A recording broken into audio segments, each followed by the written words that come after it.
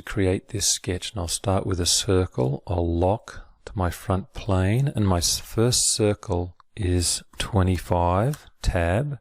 My next circle diameter is 35, tab. And my next circle, and this has jumped over to radius, make sure it stays on diameter. My next one is 85. And my last circle, I got to go back and click on diameter, is 95. And I'll lock to that. Now I'll go and fit that view and go to my sketch plane. And I'd like to focus on drawing this piece out here, center right. I see there's a line that comes out here, vertical, and then I need to go up here to my rotate command, and I'm going to say I'd like to rotate this line, and if I don't know where I am, look down here, click for center of rotation.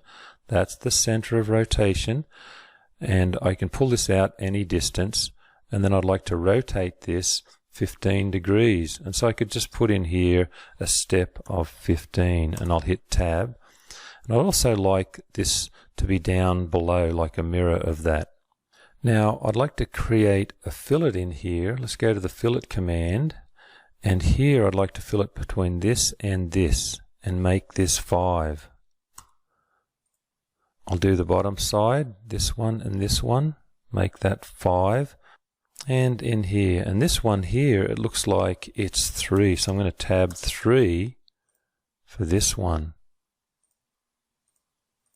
Now this line here is a construction line, so I'm going to go to construction and click on that, and then I'm going to use the rotate command to create the additional 2 copies of this sketch here. So what I can do is I can just box pick outside. Anything inside is all that gets picked up. So that's the geometry I want. Again, down here it says click for center of rotation, right there, out here, and I want this to be 120. Tab. So let's fit that so you can see what I'm doing. 120, 120. Now for the next center of my cutout, I have to rotate this line 60 degrees. So I'm going to go to rotate this line, grab the center, and I would like that to be 60, and that's the center.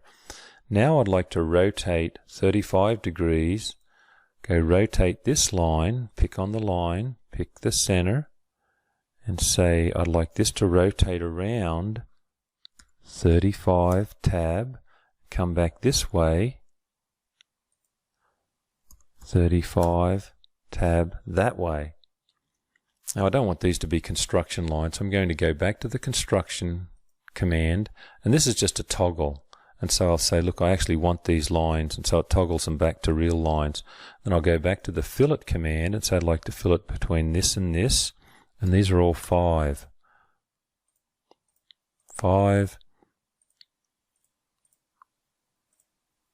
Now we'd like to add the 2 additional cutouts of this piece, and so I'll go up to the select command. Now I box picked this first one. You can also, if you're having trouble box picking it, you can just come and select, hold down the control key, and pick the other pieces you need. And I only need these 6 pieces right here. And then I'm going to copy and rotate around the center, and I want that to be 120.